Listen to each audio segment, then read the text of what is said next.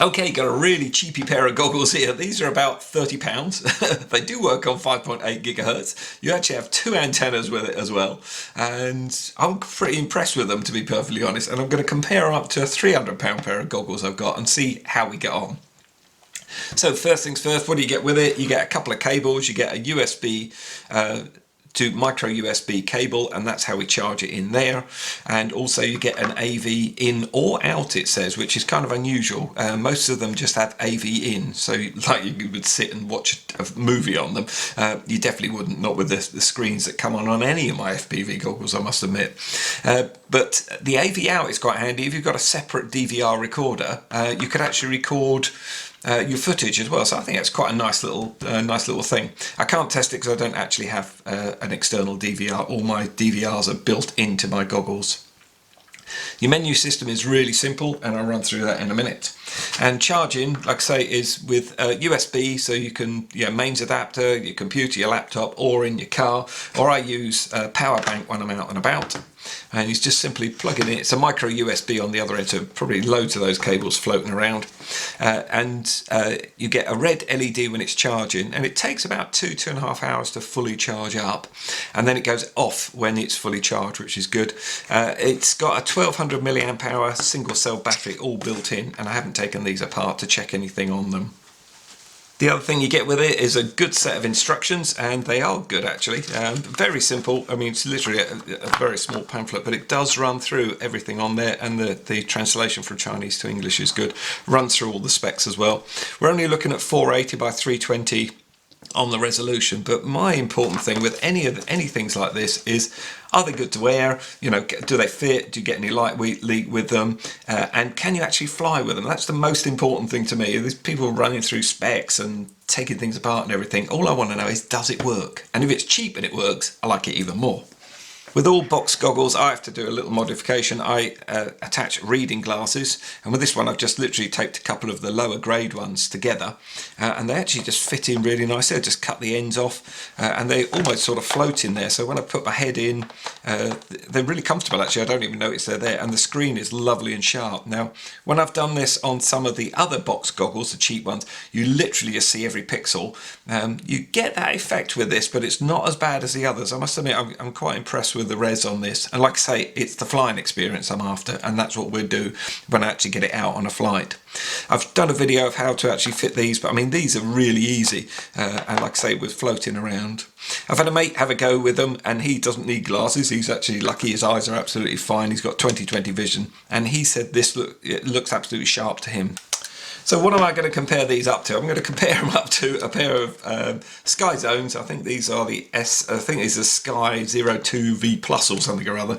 I've put the same sort of antennas on both, and what I'm really out to test is how much dropout we get and how much interference and everything when I fly the other side of the house. So, yes, these are going to knock the spots off it. The resolution is better. We've got the two screens, we've got adjusters here and everything, and loads of facilities on these. But are these 10 times better than these?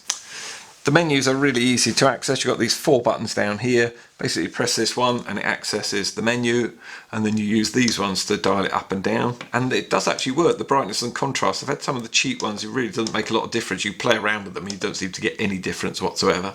You press the menu button again and it scrolls down and changes everything you need to. And then you can go into exit, or if you just leave it a couple of seconds, it actually turns off anyway. And then to search for your bands and everything, you simply press this one. Usually I found it pretty good, but actually under the studio lights and everything, I've tried this a couple of times and it seems to have missed the channel. I do know that we're on F1 and it's actually come up A7, and they're pretty much next to each other anyway, so it's done a reasonable sort of job. But if you need to change the band, you just simply press this one, and as you can see we go on to F, and then if we change the channel you simply press this one and it scrolls through. There we are, and we're back on. So as I say, please do not compare these up for the quality of the image. I'm recording this using a little bridge camera pointed right into the goggles with a big black cape over the top, as you might spot it on the table there, to light shield it. What I'm showing here is basically the interference we're getting on a £300 pair of goggles and a £30 pair of goggles, and honestly, no difference whatsoever. This is the only time I fly using the Sky Zone ones. All my other flights that you're going to see in a minute, and there's loads of them, are just flown with the box goggles, the cheapy ones, and they work really well, equally as well, I would say. Yes, the quality of the image is slightly degraded, but honestly, you know, I can fly it no problem at all, and it was a real pleasure. And I did loads of flights with it and didn't wind up sort of with them aching on my head or anything. So I'm totally impressed with them for what they are. Okay, I'm going to run loads of footage for you and just run through what I think of them. You've probably got the impression already. I'm really impressed with these. Yes, the quality of them isn't quite the same as £300 pair or probably a 60 or 80 or £100 pair, but they're 30 quid. You can lob them in your bag. If somebody nicked them or they dropped out, you're not going to be heartbroken. If I get a scratch on the £300 pair, I'm almost a wreck on the floor. So there's a big difference there. They are totally flyable, and that's what I do the hobby for. I do it because I love flying. I love anything to do with the RC, doing things. I don't like fiddling about with things, so that's just the way I do it. That's where I get my buzz, I must admit. And these gave me exactly the same experience of fun as I have done with any of my other goggles, and I've got loads of different pairs of goggles. I think they would rate higher than any of the cheapy ones I've done before, but I'd have to go back through them. And you've seen that I can fly, and that's, to me, is the bit of the review. Are they flyable? Are they usable? Yes. I have had comments before that sometimes with the magnifiers and that, you just wind up seeing great big blocky pixels. You don't get that effect on with these ones. They seemed pretty good, actually. I kept putting them back on rather than the other ones. A, for the review, but B, they were just a doddle. To be honest, it was just good fun. How long does the battery last? It lasts ages, actually, and every time I tried to run it out, I didn't record when the screen went dead. But what I did find out when I was in the factory, oh, by the way, I had a problem with the camera, and that's all that interference was with the camera. But I carried on flying because I knew within a couple of days they were going to reseal the factory, wouldn't be able to get back in and play with the FPV, so I just had to go for it, to be honest.